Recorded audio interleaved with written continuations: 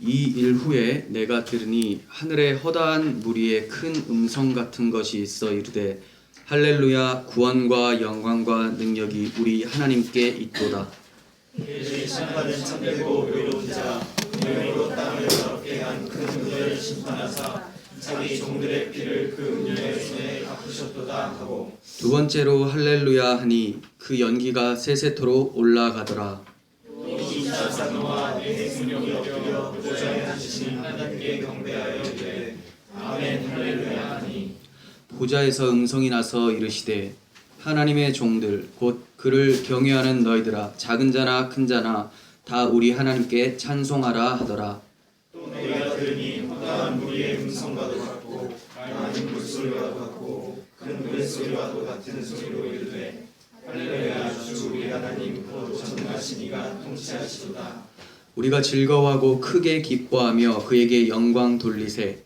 어린 양의 혼인 기약이 이르렀고 그의 아내가 자신을 준비하였으므로 그에게 빛나고 깨끗한 세마포 옷을 입도록 허락하셨으니 이 세마포 옷은 성도들의 오른 희시로다 하더라. 천사가 내게 말하기를 기록하라. 어린 양의 혼인 잔치에 청함을 받은 자들은 복이 있다 하고 또 내게 말하되 이것은 하나님의 참되신 말씀이라 하기로 내가 그가 앞에 엎드려 경배하려 하니 그가 나에게 말하기를 나는 너와 예수의 증언을 받은 네 형제들과 같이 존중하니 삼가 그리하지 말고 오직 하나님께 경배하라. 예수의 증언은 예수의이라. 아멘. 네, 우리 지난 시간에는 바벨론, 세상을 상징하는 바벨론이 멸망을 당하는 모습을 살펴봤습니다. 세상을 상징하는 바벨론이 멸망당할 때 우는 자가 있었고 웃는 자가 있었어요. 땅에 속한 사람들은 울게 되었죠. 왜냐하면 자기네 나라가 사라지게 되니까. 그렇지만 하늘의 성도들은 웃는 모습을 보게 되었습니다. 왜냐하면 땅에 속한 자가 아니기 때문에 땅이 무너질 때 하늘나라가 도래하기 때문에 그들은 즐거워할 수 있었던 거예요. 과연 우리는 웃을 수 있는 자들인가를 생각해 봤으면 좋겠습니다. 그렇다면 19장에서 울려 퍼지는 찬송이 우리들의 찬송이 되기 때문입니다. 19장에 가장 많이 등장하는 단어가 할렐루야입니다. 그 이유는 앞장에서 바벨론이 멸망을 당했기 때문에 할렐루야가 터져 나오는 거예요. 바벨론 멸망은 하나님의 공의로우심을 드러냄과 동시에 하나님의 백성들의 피를 하나님이 갚아주셨기 때문에 그들이 이처럼 기쁘게 감격하며 찬송을 할 수 있는 거예요. 이 장면을 어린 양의 혼인잔치로 표현을 하고 있는 것이 오늘 본문이에요. 이 혼인잔치라고 하면 생각나는 본문이 생겨나는데 그게 창세기 2장 3장에 나오는 에덴 동산이죠. 타락하기 전에 에덴 동산의 모습이에요. 하나님께서 에덴 동산을 창설하시고 하나님의 형상인 아담을 거기에 두시고 그 땅을 경작하게 만들어 주셨어요. 그리고 그의 갈빗대를 취해서 여자 곧 하와를 만드십니다. 그리고 그 둘을 혼인시키세요. 한 사람으로 출발을 했는데 두 사람으로 만들었다가 이 둘은 하나다라고 약속해 주시면서 혼인을 만들어 주시는 거죠. 하지만 이들은 타락으로 인해서 하나님의 분리가 일어나요. 하나님의 분리가 일어나니까 서로 간의 분리도 일어나게 돼요. 서로 간의 부끄러움을 겪게 되고 하나님 앞에서도 수치를 당하는 모습을 보게 됩니다. 하나님 중심일 때는 그 안에서 하나님 안에서 하나를 이루기 때문에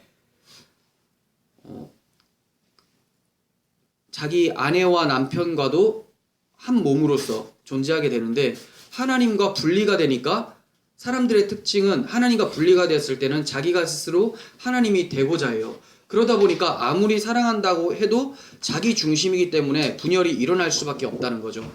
이렇게 돼서 하나님께서는 그들을 회복시켜 주시기 위해서 에덴 동산 동편으로 쫓아내세요. 그리고 하나님께서 행하셨던 방법이 뭐냐면 자기 아들을 보내셔서 그들의 수치를 가려주시는 거죠. 그걸 미리 알려주시기 위해서 쫓아내시기 전에 짐승의 가죽으로 그들을 죄를 덮어주시고 이제 너희들은 에덴 동산, 새 에덴으로 들어올 때는 내가 이렇게 수치를 가린 상태에서 들어오게 할 거다라는 것을 약속해 주시는 거예요. 이게 바로 이제 새 에덴을 창설하시는 하나님의 구원 계획이에요. 에베소서 2장 14절 보겠습니다. 그는 우리의 화평이신지라 둘로 하나를 만드사 원수된 것 곧 중간에 막힌 담을 자기 육체로 허시고 법조문으로 된 계명의 율법을 폐하셨으니 이는 이 둘로 자기 안에서 한 세 사람을 지어 화평하게 하시고 이방인과 유대인들이 갈라진 상태에서 절대로 하나가 될 수가 없었는데 주님께서 십자가에서 자기 몸을 찢으심으로 그들을 하나로 만드셨다라는 거죠. 또 십자가로 이 둘을 한 몸으로 하나님과 화목하게 하려 하심이라. 이는 그로 말미암아 우리 둘이 한 성령 안에서 아버지께 나아감을 얻게 하려 하심이라.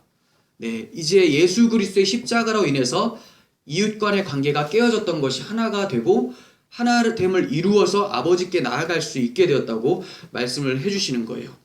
이렇게 회복된 하나님의 나라의 모습을 19장에서는 어린 양의 혼인잔치의 모습으로 표현하고 있는 거예요. 즉 에덴의 아담과 하와는 예수 그리스도와 교회를 예표하는 인물로서 등장을 했었던 거예요. 그런데 이들이 첫사람 아담이 실패를 하자 하나님께서는 마지막 아담이신 예수 그리스도를 통해서 다시 이루시는 것을 보여주는 것이 성경 전체의 내용입니다. 로마서 5장 14절 18절 보겠습니다. 그러나 아담으로부터 모세까지 아담의 범죄와 같은 죄를 짓지 아니한 자들까지도 사망이 왕노릇하였나니 아담은 오실자의 모형이라. 그런즉 한 범죄로 많은 사람이 정죄에 이른 것 같이 한 의로운 행위로 말미암아 많은 사람이 의롭다 하심을 받아 생명에 이르렀느니라. 네, 이렇게 아담이 잘못하고 실패한 것들을 예수께서 해결해 주시기 위해서 이 땅에 오셨고 그 해결의 내용이 바로 구원이라는 거죠. 그리스도를 통해서 사탄의 노예에서 해방되어서 하나님의 백성 그리스도의 신부가 되는 자유가 찾아왔기 때문에 신약 성경에서는 오늘 본문에서 처음으로 할렐루야를 외치고 있는 거예요. 하지만 어린 양의 혼인 잔치와는 대조되는 잔치도 등장을 합니다. 어떤 잔치인가? 하나님의 나라를 대적했던 자들의 살을 먹는 새들이 등장을 해요. 잔인하죠. 새들이 시체를 막 뜯어먹는 그 모임이 생겨난다라는 거죠. 상징적인 말이죠. 이렇게 하나님 나라에서는 잔치가 울려 퍼지는데 이 땅의 백성 바벨론과 함께 멸망당하는 사람들의 모습을 이 처참한 모습으로 그려내고 있는 거예요. 그래서 바벨론이 멸망당했을 때 우는 자들과 웃는 자들이 나뉘어지게 되는 것이죠. 어린 양의 혼인잔치와 음녀 바벨론의 멸망이 계시록 19장에서는 이렇게 대조를 이루고 있어요. 오늘 19장의 전반부인 할렐루야 찬송과 어린 양의 혼인잔치 부분을 살펴보면서 이 시간에 주님께서 우리에게 말씀을 해주실 때 우리 모두가 주님의 신부로서 혼인잔치에 감격하며 기쁘게 할렐루야를 외칠 수 있었으면 좋겠습니다. 1절부터 보겠습니다. 이 일 후에 내가 들으니 하늘에 허다한 무리의 큰 음성 같은 것이 있어 이르되 할렐루야 구원과 영광과 능력이 우리 하나님께 있도다. 지난 시간에는 무리들의 모습을 형용하는 단어가 땅이었었죠. 땅의 임금들, 땅의 상인들, 땅의 선원들. 그런데 이제 요한이 시선을 하늘로 들고 있어요. 그때 힘들어 했었지만 그들이 멸망하는 것을 보고 웃었던 자들의 모습을 포커스로 맞춰서 다시 설명을 하고 있는 거죠. 성도는 요한이 본 하늘을 이 세상 속에서도 보면서 그게 바로 우리의 실체라는 것을 기억하고 위로를 받는 자들이에요. 그럴 때 이미 승리한 것을 기억하고 담대히 싸워 나갈 수 있기 때문에 그렇습니다. 바벨론 멸망 후에 가장 먼저 선포되는 것이 할렐루야입니다. 무엇이 할렐루야일까요? 본문에서는 구원과 영광과 능력이 할렐루야다 이렇게 얘기를 해요. 그게 하나님께 있기 때문이다. 하나씩 말씀드리면 구원이라는 것은 바벨론 세상에서 해방이 되어서 하나님 안에서 이제 자유함을 얻게 된 것이 바로 구원이기 때문에 그것을 찬송하는 것이고, 영광이라는 것은 하나님의 공의와 사랑이 이 시점에서 바벨론 멸망의 시점에서 드러나고 있기 때문에 하나님의 영광스러운 속성이 드러나고 있기 때문에 하나님께 영광이다라고 하는 것이고, 능력이라는 것은 죄인이 하나님께 나올 수 없었는데 그 길을 예수님의 십자가로 여셨기 때문에 보혈의 능력을 찬송하고 있는 것으로 볼 수가 있어요. 본문에서 찬송은 하늘의 허다한 무리가 찬송하는 것으로 시작을 합니다. 할렐루야 하고 시작을 하고 3절에서는 할렐루야로 마치고 있어요. 그리고 그 뒤에 24장로하고 네 생물이 나와서 할렐루야 아멘 하면서 화답을 하고 있고, 이제 그 모든 무리들, 허다한 무리의 음성과도 같고 많은 물소리와도 같은 큰 우레소리와 같은 소리로 할렐루야를 합창을 하고 있는 모습을 보게 됩니다. 온통 할렐루야예요. 그래서 뭐 할렐루야 교회도 있고, 우리 뭐 부흥 강사 오면 할렐루야 이렇게 맞이하잖아요. 참 퇴색된 뜻인데, 원래 할렐루야는 하나님께 영광인데 마치 사람들에게 포커스가 맞춰지고 교회 자체 건물이 화려하면 그게 할렐루야 같고, 그런데 그렇지가 않죠. 할렐루야는 오직 하나님께만 포커스가 맞춰져서 그분께만 돌려드려야 되는 거예요. 이렇게 할렐루야로 시작하고 할렐루야로 마치고 그 내용 또한 할렐루야인 이 모습이 바로 천국의 성도들의 모습이라는 거예요. 거기에는 말씀과 기도가 없습니다. 엄밀하게 말씀드리면 하나님 말씀은 이미 영화롭게 된 영혼과 육체에 녹아들어서 체화되었기 때문에 더 이상 말씀이 없는 거고, 말씀이 곧 몸이 되어버린 거고, 기도 같은 경우는 이제 더 이상 하나님께 간구할 수 있는 그런 어려운 형편이 없는 상태, 완전한 하나님 나라가 임했다라는 것을 얘기하기 때문에 말씀과 기도가 없는 거죠. 또 아까 말씀드렸다시피 엄밀하게 따지면 그게 이미 우리 가운데 이루어진 것이기 때문에 그렇습니다. 그럼 무엇만 할 수 있어요? 하나님의 영광스러움을 이제 노래하는 시간이에요. 그것이 바로 천국인 거죠. 복음의 깊이를 모두 알게 되고 간구함도 없는 최고의 상태에서 터져나오는 반응이 바로 할렐루야죠. 하지만 하나님의 종들의 피를 흘리게 한 음녀 바벨론은 고통 속에서 신음하며 사라지는 것을 보게 됩니다. 3절 보시면 두 번째로 할렐루야 하니 그 연기가 세세토록 올라가더라. 예, 그러니까 시작할 때 할렐루야는 자신들이 구원받고 하나님의 나라가 임했음을 찬송하는 것이고, 이제 두 번째 할렐루야는 뭔가 분위기가 달라요. 이건 뭡니까? 바벨론 땅이 멸망당하고 이제 지옥의 형벌이 시작되었다라는 것을 얘기하면서 할렐루야라고 하는 거예요. 왜 이들에게 할렐루야일까요? 하나님의 의로우심이 시행되었기 때문에 그래요. 그래서 하나님의 심판은 의로우시도다 이렇게 얘기를 합니다. 이 연기는 지옥의 형벌을 상징하는 것이 맞습니다. 창세기 19장 28절을 보시면 소돔과 고모라가 그 온 지역을 향하여 눈을 들어 연기가 옹기 가마에 연기 솟는 것 같이 치솟음을 보았더라 이렇게 말씀하고 있습니다. 소돔과 고모라 심판을 얘기할 때 연기가 막 치솟아 올라가고 있다고 얘기를 해요. 또 보겠습니다. 이사야 30장 27절 보라 여호와의 이름이 원방에서부터 오되 그의 진노가 불붙듯 하며 빽빽한 연기가 일어나듯 하며 그의 입술에는 분노가 찼으며 그의 혀는 맹렬한 불 같으며, 아수르와 강대국을 심판을 할 때 이 말씀을 사용하셨어요. 빽빽한 연기가 일어나듯 하며. 이사야 34장 10절 낮에나 밤에나 꺼지지 아니하고 그 연기가 끊임없이 떠오를 것이며 세세에 황무하여 그리로 지나갈 자가 영영이 없겠고, 에돔 심판을 얘기할 때 말씀했던 말씀이에요. 이게 이제 수요일날 했었던 본문이죠. 그리고 누가복음 3장 17절에서는 이 연기가 잠시 있다 꺼지는 것이 아니라 영원히 꺼지지 않는 불못과 같다라는 것을 말씀해 주고 계세요. 손에 키를 들고 자기의 타작마당을 정하게 하사 알곡은 모아 곡간에 들이고 쭉정이는 꺼지지 않는 불에 태우시리라 하시면서 주님께서 오실 때에 심판이 일어난다는 것을 이렇게 표현하고 있어요. 시내산에서 주님께서 강림하실 때도 연기가 자욱하고 빽빽했다 이렇게 표현을 하고 있습니다. 이와 같이 거룩하신 하나님이 죄인과 함께하게 되었을 때 심판이 행해지는 것을 이렇게 표현을 하고 있는 거예요. 이러한 모습은 예수님의 십자가를 가시화한 것과 같습니다.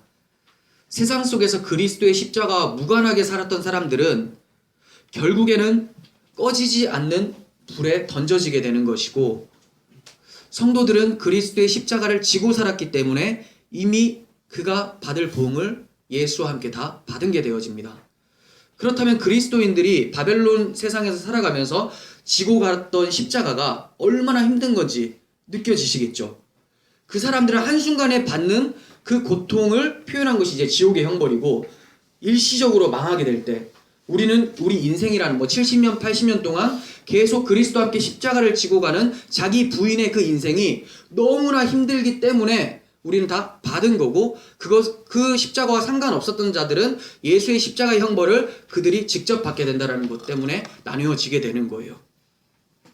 자기 부인이라는 것은 자기 죽음의 다른 말이에요. 동일한 말을 다르게 표현한 거죠. 자기 죽음, 자기 부인. 그러니까 자기가 죽게 되었을 때 자신을 통치하는 사람은 더 이상 자신이 아니겠죠. 자기가 죽어버렸으니까. 그럼 누가 통치하게 될까요? 우리 안에 사시는 분이 통치하게 되겠죠. 그분이 바로 하나님, 예수 그리스도시죠. 십자가를 환영한다는 것은 하나님의 통치를 환영한다는 고백이 되는 거예요. 우리 맨날 십자가 너무 좋아요 하는데 십자가 딱 들이밀면 나는 죽었다라는 말이 딱 나와야 되는 게 맞아요. 나는 죽었다라는 말은 깊이 묵상을 할 수가 있습니다. 내가 죽었으면 자존심도 사라지게 되고 부끄러움도 사라지게 돼요. 요즘에 이제 전도에 대해서 많이 생각을 하고 있는데, 전도 나가서 복음을 전하려면 부끄러우시잖아요. 아직 안 죽은 거죠. 사도 바울은 진짜 죽은 자처럼 살았어요. 내 안에 예수가 살기 때문에 예수가 행하는 대로 움직였는데, 우리들은 말은 자기 부인을 엄청 외치고 자기 죽음을 외치고 십자가를 목에도 걸고 차에도 달고 다 하는데 결국 마음에는 십자가가 들어가 있지를 않죠. 그러니까 민망함이 찾아오고, 어떻게 나한테 저렇게 말할 수가 있어? 내가 이렇게 전도나 하고 있으니까 그렇게 보이냐? 내가 원래 괜찮은 사람인데 전도나 하고 있으니까 스스로가 전도나 하면서 부끄러워하잖아요, 십자가를. 사도 바울은 내가 자랑할 것은 십자가밖에 없다고 하는데, 결국 진짜 십자가를 믿는다면 십자가의 능력이 나타나게 돼요. 그러니까 십자가 믿는 건 진짜 어려워요. 우리 정말 철저하게 회개하고 대대적으로 공동체가 함께 회개하고 십자가가 내 가슴에 박히기를 기도해야 되는 거예요. 정말 쉽지 않습니다. 어느 정도 쉽지 않냐면 죽은 자가 살아나는 것처럼 거듭남이잖아요. 허다한 무리가 할렐루야를 외친 후에 선포하는 말이 있습니다. 하나님의 통치를 얘기를 해요. 6절 하반부 보겠습니다. 할렐루야, 주 우리 하나님 곧 전능하신 이가 통치하시도다. 찬송하는 이유에 대해서 구체적으로 얘기를 하고 있는데, 그게 바로 하나님이 통치하시기 때문에 찬송한다, 이렇게 얘기를 하고 있어요. 통치 당하는 것을 좋아하는 사람은 이 세상에 아무도 없습니다. 누구나 자기가 통치를 하고자 해요. 그런데 이상한 부류들이 생겨났어요. 그게 바로 성도예요. 통치 당하기를 좋아해요.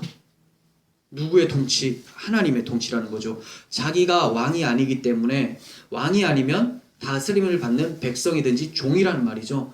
그래서 진짜 통치할 왕을 기대하면서 기다리는 것, 이게 바로 성도의 모습이라는 거예요. 5절에서는 성도를 어떻게 부르고 있습니까? 보좌에서 음성이 나서 이르시되 하나님의 종들 곧 그를 경외하는 너희들아. 자, 그러니까 종의 모습이 아니면 하나님 경외를 안 한다라고 했죠. 우리 전도서에서 살펴봤지만 하나님을 경외하는 것이 지혜와 지식의 근본이다, 잠언에서도 얘기하고, 이게 제일 중요하다 했는데, 종이 아니면 하나님을 경외하는 게 아니라고 얘기를 하고 있는 거죠. 그러니까 지금 내 모습은 하나님을 경외하고 있는 것인가? 만약에 경외하고 있다면 어떤 모습입니까? 작은 자나 큰 자나 다 우리 하나님께 찬송하라. 이게 무슨 말입니까? 작은 자나 큰 자나, 이 말은 진짜 천국에 큰 자 작은 자가 있다는 말이 아니라, 세상 관점에서는 네가 크고 작다고 생각할지라도 하나님의 백성이 되면 다 종이다, 이 얘기예요. 종 중에 무슨 큰 종이 어디 있고 작은 종이 어디 있습니까? 다 그냥 하나님을 경외하는 종으로서 찬송해야 될 너희들 신분이다, 이걸 얘기를 하고 있는 거죠. 그러니까 우리가 교회 안에서도 나는 강남에 사니까, 나는 대암이 사니까, 이건 말이 안 되는 거예요. 말이 안 돼. 종이라면서요. 근데 무슨 종이 뭘 내세웁니까? 종이 내세울 거는 우리 하나님밖에 없는 거죠. 주인이에요, 주인. 오직 유일한 통치권자이신 하나님 앞에서 그분의 종으로 존재한다는 것을 고백하는 자들이 성도예요. 그렇기 때문에 하나님의 나라에 들어가게 되는 거죠. 하나님의 나라, 바실레이아잖아요. 나라가 통치라는 거죠. 하나님의 통치. 나라를 맨날 장소로만 생각하면 헷갈려요. 하나님의 통치 자체가 하나님 나라죠. 그러니까 여러분들이 이 땅에서 주님의 종으로 사신다면 여호와를 경외하는 자로 사신다면 천국이 너희에게 임하였느니라 라고 하면서 주님께서 말씀하시고 세례 요한도 얘기하셨잖아요. 그겁니다. 그 통치의 영역이 하나도 침범받지 않고 온전히 그 통치 가운데 있게 되는 것이 완성된 천국인 거죠. 그러니까 마라나타를 외치는 이유도 가서 편하게 누워서 쉬겠다가 아니라 온전하게 주님의 통치로만 받고 싶어서 마라나타를 외치는 거예요. 그러려니까 마라나타가 이제 입속으로 쑥 들어가 버리죠. 어휴, 통치, 지금도 통치받는 것도 힘든데 온전히 통치받는다고? 근데 지금 왜 힘든지 아십니까? 죽어야 될 몸이 아직 안 죽고 살아있기 때문에 힘든 거예요. 그러니까 우리가 주님 마라나타라고 할 때는 내 이 죄악된 본성 다 죽여주시고 새롭게 만들어 주옵소서, 이것도 같이 포함이 되어 있는 거죠. 우리 중에 하나님의 통치보다 스스로의 통치를 의지하고 있다면 회개함으로 주님의 통치를 받는 우리 모두가 되었으면 좋겠습니다. 7절을 보겠습니다. 우리가 즐거워하고 크게 기뻐하며 그에게 영광 돌리세. 어린 양의 혼인 기약이 이르렀고 그의 아내가 자신을 준비하였으므로. 7절은 이제 하나님 나라가 완성되었음을 혼인잔치로 표현하고 있어요. 그런데 왜 주님의 혼인잔치라고 하지 않고 어린 양의 혼인잔치라고 얘기를 할까요? 그죠? 무슨 양이 무슨 결혼을 합니까? 주님의 혼인잔치 딱 좋잖아요. 근데 왜 어린 양의 혼인잔치일까요? 어린 양 하면 딱 떠오르는 것이 희생제물이죠. 혼인잔치가 어떻게 이루어졌나? 그리스도의 피값으로 이루어졌다는 것을 얘기하기 위해서 어린 양의 혼인잔치가 나오는 거예요. 우리가 어떻게 그리스도인이 되었습니까? 그리스도의 십자가를 나의 십자가로 여기면서 살기 때문에 주님의 신부가 되는 것이고 그리스도인이 되는 거잖아요. 즉 주님과 함께 십자가에서 죽고 주와 함께 살아난 자들이 바로 그리스도인이고 그리스도의 신부예요. 그래서 주님과 교회는 한 몸이죠. 주와 함께 죽고 주와 함께 살아났으니까 주님이 머리고 우리는 몸이고 주님이 신랑이고 나는 신부이고 부부는 한 몸이잖아요. 그 얘기를 하고 있는 거예요. 이게 바로 혼인의 의미죠. 죄로 인해 막힌 담이 허물어지고 하나님 안에서 주님과 동행하게 된 것, 이것이 바로 혼인의 의미입니다. 계시록의 후반부인 19장에 와서는 이 정도쯤 되면 이제 요한이 어린 양이라는 단어를 굳이 안 써도 될 것 같은데 처음부터 썼거든요. 근데 아직까지 쓰고 있는 걸 봐서는 요한에게 가장 중요한 것은 어린 양이라는 거죠. 요한이 펑펑 울고 있었던 거 기억나십니까? 두루마리 책을 뗄 자가 없으니까, 인을 뗄 자가 없었는데 이 사람이 어떻게 찬송할 수 있게 되었어요? 죽임을 당한 것 같은 어린 양이 딱 보였는데 그 어린 양이 책을, 인을 떼는 것을 보고 찬송하게 되었잖아요. 그 감격이 아직까지 있는 거예요. 계시록 끝날 때까지 어린 양을 놓지를 못합니다. 우리 삶 속에서도 이 어린 양이라는 단어, 그리스도의 십자가를 절대로 놓지 않았으면 좋겠어요. 어린 양은 출애굽이 이루어졌던 시작이었고 영적 출애굽이 이루어지는 시작이 바로 십자가잖아요. 그와 같이 어린 양은 우리에게 구원을 가져다주는 생명이라고 말을 할 수가 있습니다. 베드로전서 1장 18절 19절 보겠습니다. 너희가 알거니와 너희 조상이 물려준 헛된 행실에서 대속함을 받은 것은 은이나 금같이 없어질 것으로 된 것이 아니요 오직 흠없고 점없는 어린 양 같은 그리스도의 보배로운 피로 된 것이니라. 네, 요한이 그토록 어린 양을 붙잡는 이유가 있죠. 자신들의 구원이 절대로 세상에 없어질 금이나 은으로 된 것이 아니라 유일하게 영원히 계신 하나님의 어린 양 그리스도의 십자가 공로 때문이라는 것을 고백을 하고 있는 거예요. 그렇다면 신부 쪽에서 준비해야 될 것은 무엇일까요? 분명히 7절에 보면 신부가 준비한 것이 있다고 얘기를 해요. 예복이죠. 예복. 그런데 8절은 그것조차 신랑이 입도록 허락했기 때문에 그가 착용하게 되었다고 얘기를 해요. 신부가 입은 건 맞는데 하나님이 주셔서, 신랑이 주셔서 그 예복을 받아 입게 되었다, 이렇게 표현하고 있어요. 그에게 빛나고 깨끗한 세마포 옷을 입도록 허락하셨으니 이 세마포 옷은 성도들의 옳은 행실이로다. 세마포는 신부에게 허락해 주신 거예요. 수동적으로 입혀주신 거예요. 그렇다면 우리에게 그리스도의 신부가 되도록 입혀주신 빛나고 깨끗한 세마포는 무엇을 의미할까요? 진짜 주님 나라 갈 때 세마포 옷을 입나요? 되게 쉽죠. 그러면 세마포 사러 가면 되잖아요. 그 옷이 아니죠. 어떤 상징적인 거죠. 절대로 주님께 나아갈 수가 없는 자가 어떻게 주님께 나아갈 수가 있게 되나? 왜 주님께 나아갈 수가 없습니까? 주님이 깨끗하고 빛나시는 분이기 때문에, 의로우신 분이기 때문에. 그럼 그분께 나아가려면 자기도 주님께서 가지신 그 의를 가져야 되거든요. 그러니까 딱 나오죠. 세마포 옷은 그리스도의 의라는 거예요. 그리스도의 의로움. 에덴 동산에서 하나님의 영광이 떠난 후에 벌거벗어서 수치를 당했었던 그 자에게 하나님께서는 가죽옷을 입혀주셨어요. 그 가죽옷의 실체가 오늘 계시록에서는 표현하기를 세마포 옷이라고 이렇게 표현하고 있는 거죠. 하지만 이것도 어디까지나 상징적인 의미, 즉 그리스도의 보혈로 덮이지 않으면 우리가 하나님 나라를 볼 수가 없다는 것을 얘기하고 있습니다. 희생으로 인해서 덮여주신 그 옷, 그 옷입니다. 이 점을 이사야 선지자는 이렇게 표현을 하고 있어요. 61장 10절 세 번역으로 보겠습니다. 신랑에게 제사장의 관을 씌우듯이 신부를 폐물로 단장시키듯이 주님께서 나에게 구원의 옷을 입혀주시고 의의 겉옷을 둘러주셨으니 내가 주님 안에서 크게 기뻐하며 내 영혼이 하나님 안에서 즐거워할 것이다. 오늘 계시록을 조금 더 자세하게 표현한 것 같죠? 주님께서 우리에게 주신 세마포 옷은 구원의 옷, 의의 겉옷이라고 표현할 수가 있습니다. 신부가 착용을 하고 입을 때는 마치 자기가 입은 것 같지만 신랑으로부터 주어진 은혜로 준비된 것이라는 것을 기억을 해야 돼요. 왕이었던 솔로몬이 미천한 술람미 여인을 왕비로 맞이한 것은 술람미의 공로가 아니라 왕이신 솔로몬의 자비와 긍휼 사랑이었던 거죠. 이와 같이 우리는 신랑이신 주님의 사랑하심과 안아주심으로 신부가 되었음을 감사하면서 찬양해야 되는 거예요. 8절 하반부에 보시면 세마포 옷에 대해서 추가적인 설명이 나옵니다. 이 세마포 옷은 성도들의 옳은 행실이라. 이 설명은 두 가지 교리를 가지고 들어와요. 앞서 언급한 그리스도의 옳은 행실이 자격 없는 자에게 입혀졌다라는 칭의 교리가 들어오게 되고 의롭다 칭함을 받는, 그리고 성화 교리가 등장을 하게 돼요.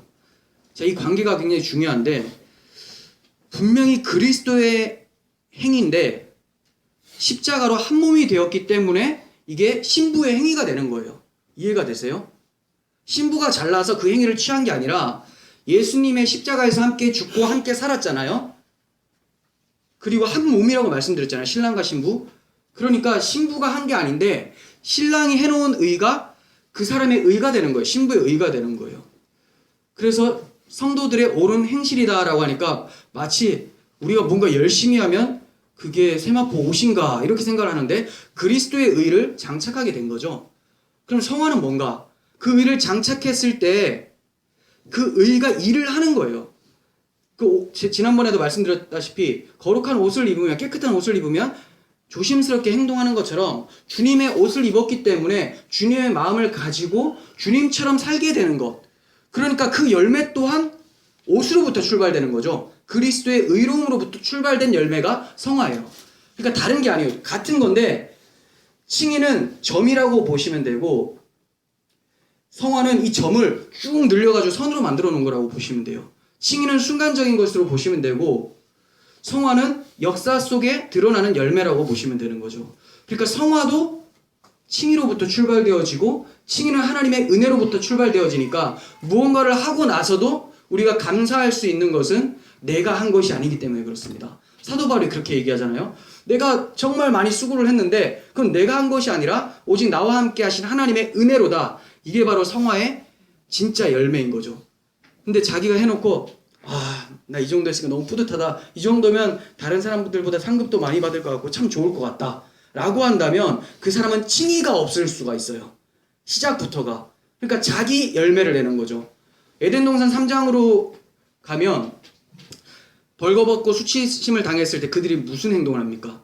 무화과 나무 잎으로 치마를 엮어서 만들죠. 그 열매를 자기들은 칭이라고 할 수 있는 거죠. 근데 진짜 칭의는 가죽옷으로부터 출발되는데, 근데 자신은 자기 의를 가지고 칭의라고 생각을 할 수가 있다는 거죠. 그래서 조심해야 돼요. 정말 조심해야 될 때는 무언가를 하고 나서요. 안 하고 있을 때 조심하는 게 아니라, 안 하고 있을 때는 뭔가를 하려고 도전을 하거든요. 하고 나서 이게 자기가 한 건지 예수께서 하신지는 그 입술의 열매, 마음의 열매로부터 나타난다는 거예요. 성도는 서머나 교회와 빌라델비아 교회와 같이 세상에서 전투하는 모습으로 살아가게 되는데, 그 전투 속에서 음녀와 행음하지 않고 믿음의 순결을 지킨 것이 세마포 옷을 입은 자들의 모습이에요. 그래서 거룩한 모습으로 나타나게 되는 거죠. 계시록 14장 4절 5절 보겠습니다. 이 사람들은 여자와 더불어 더럽히지 아니하고 순결한 자라. 어린 양이 어디로 인도하든지 따라가는 자며 사람 가운데서 속량함을 받아 처음 익은 열매로 하나님과 어린 양에게 속한 자들이니 그 입에 거짓말이 없는 흠이 없는 자들이더라. 우리들의 모습 속에서 세마포 옷을 입은 그리스도의 옳은 행실이 이렇게 매 순간 나타났으면 좋겠습니다. 9절 상반부 보겠습니다. 천사가 내게 말하기를 기록하라. 어린 양의 혼인잔치에 청함을 받은 자들은 복이 있도다 하고 또 내게 말하되 이것은 하나님의 참되신 말씀이라 하기로. 청함받은 자들이 등장을 하죠. 청함받은 자들. 이렇게 보면 신부가 따로 있고 청함받은 자가 따로 있는 것 같이 보일 수가 있지만, 천국에는 주님과 신부밖에 없죠. 그냥 하나님이신 예수 그리스도와 성도들의 공동체가 바로 천국이에요. 그럼 이 청함받은 자들은 누구냐? 이게 바로 신부죠. 신부인데 이 혼인잔치가 많은 신부들이 모여서 함께 기쁨을 맞이하는 그 최고의 기쁨을 가리키기 위한 문학적인 표현으로 청함받은 자들이 나오는 거지, 신부를 어떤 딱 한 명으로 지칭해서 누구 한 명만 구원받는다라고 생각을 해서는 안 되는 거죠. 교회는 신부이면서 동시에 청함받은 자로서 하나님께서 주시는 기쁨에 참여하게 되는 자로서 이렇게 표현을 하고 있는 겁니다. 이게 바로 복이죠. 다른 복이 있는 것이 아니라 그리스도의 신부로서 혼인잔치에 참여되는 것이 기록할 만한 복이다, 이렇게 표현하고 있는 거예요. 기록하라 이러죠. 뭘 기록하라고요? 혼인잔치에 청함받는 자가 복되다. 여러분들이 그리스도로 인해서 기뻐하고 주님을 신랑으로 삼고 있다면 여러분들이 복된 자예요. 다른 복을 구하는 것이 아니라, 성경에서는 이 복 하나를 가지고 여러 표현으로 나누어 놨는데, 참 오늘날 기독교에서는 이 복 하나를 여러 세상적 표현으로 만들어 놔버린 거죠. 정말 중요한 것은 이 복이죠. 주님의 신부가 되는 복. 이건 제 말이 아니라 하나님이 하신 참되신 말씀이다, 이렇게 사도 요한이 얘기를 하고 있죠. 천사가 말하는군요. 천사가 이렇게 얘기를 하고 있죠. 그런데 우리는 어떠한 복을 찾고 있습니까? 요한은 이 말씀을 듣고 너무나 감격한 나머지 천사에게 무릎 꿇고 경배를 하려고 해요. 얼마나 감격스러웠으면.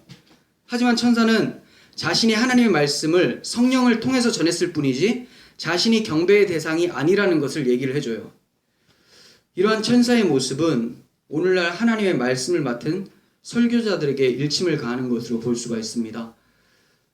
하나님의 말씀을 그냥 전하는 거죠. 전할 때도 누가 전합니까?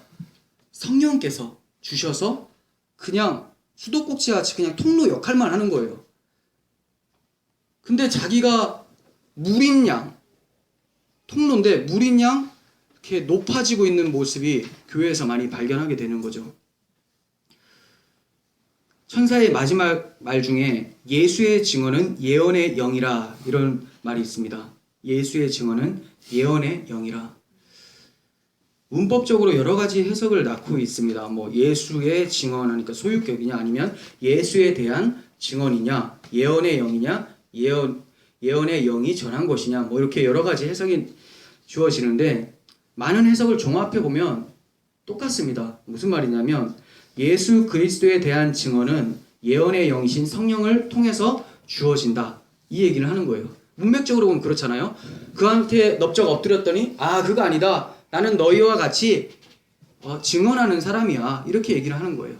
그러니까 누가 전하냐면 예수의 증거, 복음은 예언의 영이 나를 통해서 그냥 전하는 뿐이다. 이 얘기를 하는 거죠. 근데 신천지에서는 이 또 예언의 영이 자기한테 임했다고 하면서 그러는데, 이 본문은 지금 전하지 말라고 하는 본문인데 자기를 또 높이는 데 또 쓰고 있는 걸 보면 문맥을 전혀 못 보는 것 같습니다. 요한복음 15장 26절 보겠습니다. 내가 아버지께로부터 너희에게 보낼 보혜사 곧 아버지께로부터 나오시는 진리의 성령이 오실 때 그가 나를 증언할 것이요. 네, 예수의 증언은 예언의 영이에요. 이렇게 성령께서 증언하신다는 거죠. 본문의 말씀은 예언의 영이 증언하는 예수에 대한 증언이에요. 그래서 계시록 시작할 때도 예수 그리스도의 계시다 이렇게 표현을 하거든요. 네. 우리가 지금 본문의 말씀대로 어린 양의 혼인잔치가 이루어졌음을 믿고 있다면 예언의 영이 임했기 때문에 가능한 거예요. 예언의 영으로 전한 것은 예언의 영이 아니고서는 해석이 불가능해요. 그래서 성경은 성령께서 지으셨기 때문에 성령의 감동을 받은 자들만 아멘을 할 수 있게 되는 거죠. 어린 양의 혼인잔치란 말 자체가 나 대신 희생을 당한 주님을 전제로 하고 있기 때문에 이것을 믿을 수 있는 사람은 세상에 없어요. 혈통으로나 육정으로 나지 아니하고 오직 하나님께로부터 난 자들만 이게 가능해지는 거죠. 성령의 인치심을 받은 자들. 이런 자들은 지푸라기 같은 자기 옷을 의지하는 자들이 아니라 주님이 준비하신 희고 깨끗한 세마포 옷을 받아들고 기뻐하면서 할렐루야를 외치는 자들이에요. 이 자들이 영원한 복이 있는 자들인 거죠. 우리가 생각하기로는 예수를 믿는 순간부터 나는 신부고 주님은 신랑이고 이미 혼인잔치 이루어진 거 아닌가 이렇게 생각을 하게 돼요. 근데 본문에서는 주님께서 재림하실 때 혼인잔치가 이루어진다고 표현을 하고 있죠. 그럼 이걸 어떻게 해석을 해야 될까요? 유대 결혼 전통을 좀 아시면 이해가 쉽습니다. 유대인들은 결혼을 바로 하지 않아요. 약혼을 해요. 그리고 1년 동안 기간을 둬요. 법적으로는 부부 사이예요. 혼인한 것과 똑같은 거고 단지 따로 떨어져서 사는 거죠. 결혼식만 안 한 거예요. 그리고 그 기간이 되면 이제 신랑이 신부 아버지에게 지참금을 가지고 다 지불을 하고 신부를 데리고 와야 되니까 지불을 하고 그를 데리고 와서 자기 집으로 와서 결혼식을 하는 거예요. 이 모습은 지금 주님이 우리에게 약속하신 그 모습하고 같아요. 우리는 지금 이 땅에서 예수를 믿었어요. 근데 어떤 기간이에요? 약혼한 기간으로서 1년 동안 상징적인 숫자죠. 주님 오실 때까지 기다리는 거예요. 그럴 때 신부가 갑니까? 주님이 오시는 거죠. 신랑이 와서 신부를 맞이한다고 했죠. 어디서 잔치한다고요? 신랑 집에서 하나님 나라에서 잔치하게 되는 거예요. 그때까지 우리는 믿음의 정절을 지키면서 세마포 옷을 굳게 입고 믿음을 굳게 붙잡고 주님의 신부로 단장하는 것이 우리들의 모습인 거죠. 무엇 때문에 여러분 할렐루야를 외치고 있습니까? 무엇을 복으로 여기시고 여러분들이 추구하고 있는 옷은 자기 옷입니까? 주님께서 주신 세마포 옷입니까? 어린 양의 신부가 되는 복된 사람이 우리 모두가 되는 주님의 은혜가 있기를 간절히 소망합니다. 기도하겠습니다.